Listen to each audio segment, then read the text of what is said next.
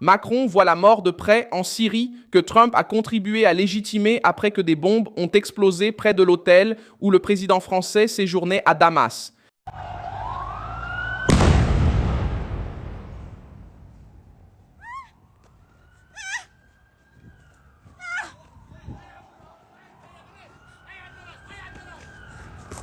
L'attaque a eu lieu ce mardi 7 juillet 2026, au deuxième jour de la visite d'Emmanuel Macron, auprès du gouvernement d'Ahmed al-Shara, le nouvel homme fort syrien qui a renversé Bachar al-Assad.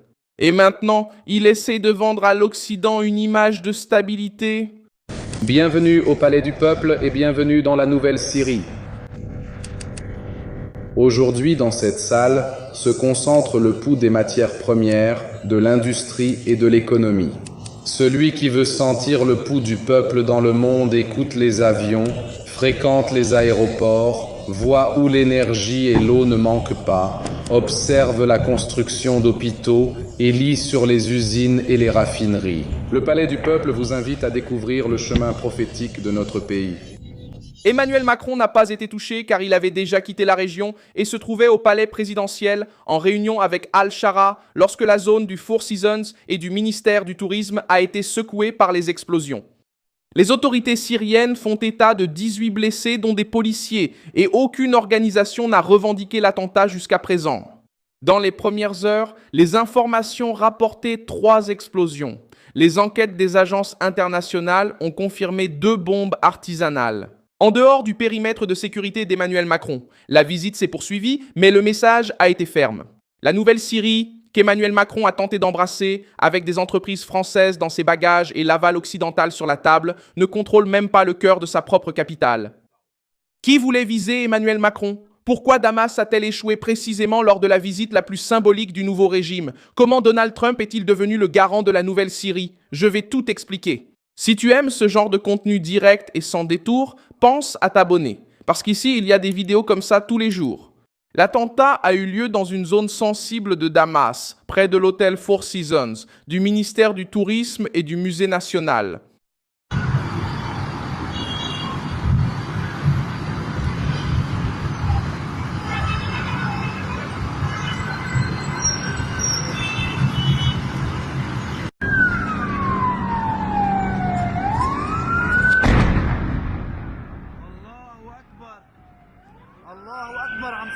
Qu'est-ce que c'est? Emmanuel Macron avait passé la nuit à l'hôtel et était parti peu avant en direction du palais présidentiel.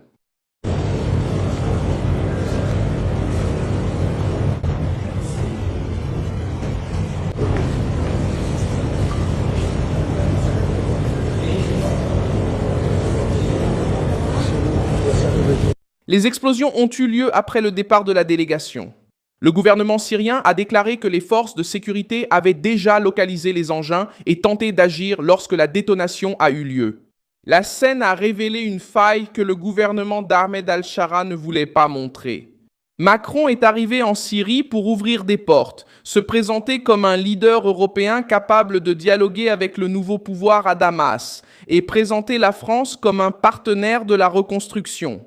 Le problème, c'est que l'attaque a eu lieu justement au moment où il essayait de montrer que la Syrie était prête à revenir sur la scène diplomatique et économique internationale. Le voyage a été qualifié d'historique car il a marqué la première visite d'un chef d'État de l'Union européenne en Syrie depuis la chute de Bachar el-Assad en 2024. Le Français a emmené avec lui des dirigeants de Total Energies et de CEPI CMA CGM, 2 géants français liés à l'énergie, au transport et à la logistique. L'ordre du jour était reconstruction, contrats, corridors commerciaux, aviation, banque et le retour d'une partie des actifs liés à l'ancienne famille Assad. La France voulait entrer tôt dans le nouveau jeu syrien. La CMA-CGM a signé un accord pour exploiter le fret aérien à l'aéroport international de Damas et avancer sur les ports secs. Total Energies a discuté le contrat de désengagement d'exploration. Ahmed al-Shara a profité de la visite pour dire qu'il veut la France comme principal partenaire. Il a déclaré qu'après la crise dans le détroit d'Ormuz, le monde a compris la valeur des corridors commerciaux sûrs et que la géographie syrienne a retrouvé un rôle vital. Permettez-moi de parler de la Grande Syrie. d'une région stratégiquement affaiblie qui relie la mer Méditerranée au Golfe et à l'Irak, et qui se trouve à quelques heures seulement de mon trajet actuel. Et après la crise des 5 dernières années que nous avons tous vécues cette année, le monde abandonne des valeurs comme les zones tampons, les déplacements et la royauté. Et il y a une importance géographique. Le discours montre l'ambition du nouveau gouvernement: transformer la Syrie en un passage entre le Golfe, l'Irak, la Turquie et la Méditerranée. Si la mer devient un risque, Damas essaie de vendre la terre ferme comme solution. C'est là qu'intervient le soutien de Trump. Le président des États-Unis considérait déjà Al-Shara comme un élément utile pour réorganiser le Moyen-Orient. En juin, Trump a affirmé avoir discuté avec le dirigeant syrien du Hezbollah au Liban. Il a également fait l'éloge d'Al-Shara, disant qu'il n'était pas un enfant de cœur, mais qu'il avait accompli un travail impressionnant pour rassembler la Syrie. Cette déclaration a révélé le pari américain: utiliser le nouveau gouvernement syrien contre l'influence de l'Iran et contre le Hezbollah, même si ce gouvernement porte encore un lourd passé et une sécurité fragile. Macron a tenté d'occuper l'espace européen dans ce même pari. Tandis que Trump ouvrait la voie politique, le Français a essayé d'arriver avec des entreprises, de la diplomatie et du capital symbolique. Mais les bombes près de l'hôtel ont montré le risque de cette précipitation. Al-Shara veut une reconnaissance internationale, il veut de l'argent pour la reconstruction et il veut se défaire de l'image d'anciens commandants liés à Al-Qaïda. Mais des explosions au centre de Damas, en pleine visite d'un président européen, montrent au monde que la transition est encore entourée de fissures. Des analystes interrogés par la presse internationale disent que la délégation française pourrait avoir été la cible. Quelqu'un a-t-il réussi à ébranler Damas ? Au moment où la nouvelle Syrie voulait paraître digne de confiance.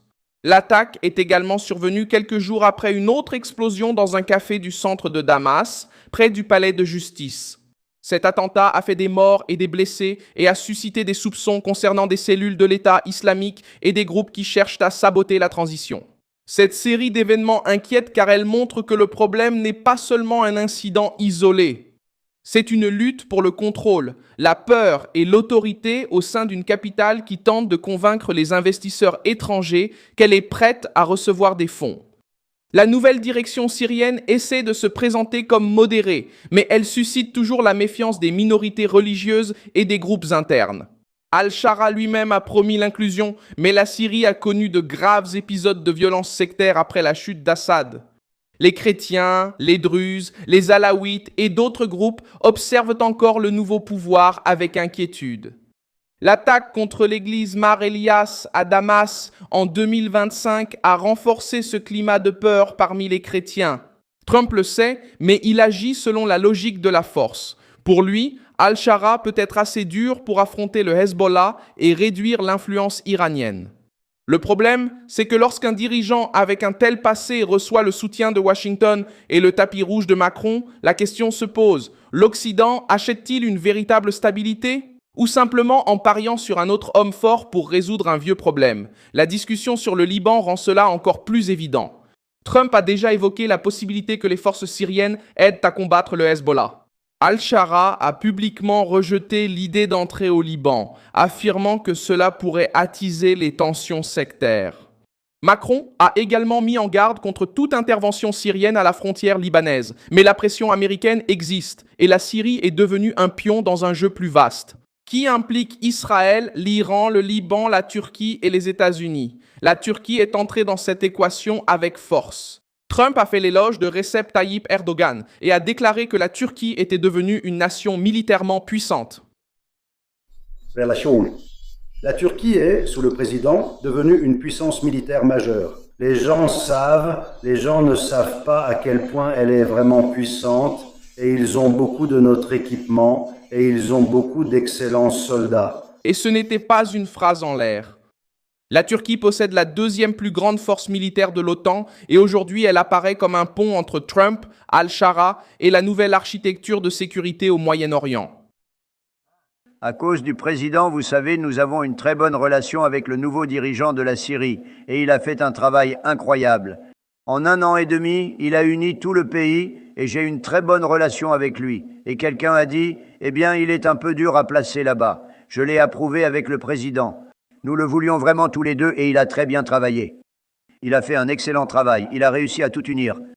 Ce n'est pas un travail facile. Et à Ankara, Trump a également affirmé qu'il avait l'intention de lever les sanctions contre la Turquie et d'envisager la vente de chasseurs F-35, un sujet qui touche directement à l'équilibre militaire de la région. Cela aide à expliquer pourquoi Macron s'est rendu à Damas avant le sommet de l'OTAN en Turquie. La France a tenté de participer au débat avec sa propre présence en Syrie avant que le nouvel ordre régional ne soit écrit uniquement par Washington et Ankara. Macron voulait apparaître comme le leader européen de premier plan, capable de parler avec Al-Shara, de négocier la reconstruction et de placer les entreprises françaises au cœur de la relance syrienne. Pendant que Macron tentait de s'affirmer à l'étranger, la politique française bouillonnait à Paris. Marine Le Pen a reçu une décision judiciaire qui, en pratique, maintient sa possibilité de se présenter à l'élection présidentielle de 2027, mais avec une condition lourde, une surveillance électronique pendant 1 an. La France a essayé de se présenter jusqu'à cette date.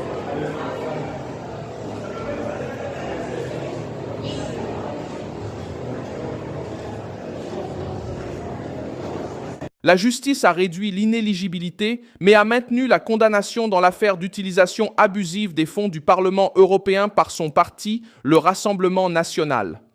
Pour de nombreux conservateurs, la lecture politique est évidente. Lorsque la droite progresse, le système judiciaire devient un champ de bataille.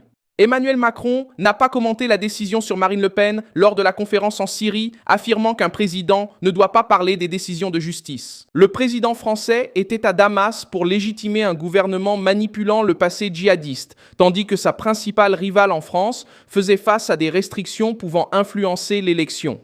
Al-Shara cherche à présenter la Syrie comme un corridor sûr après la crise d'Ormuz, mais le jour où le plus important visiteur occidental est arrivé dans la capitale, les bombes ont parlé plus fort que les accords. Merci beaucoup d'avoir regardé cette vidéo jusqu'à la fin. Soutenez notre projet et contribuez financièrement via la clé Pix qui apparaît à l'écran. Soutenez-nous! Nous sommes une chaîne indépendante dont l'objectif est de vous informer au plus près de la vérité. Votre contribution nous aide à rester debout.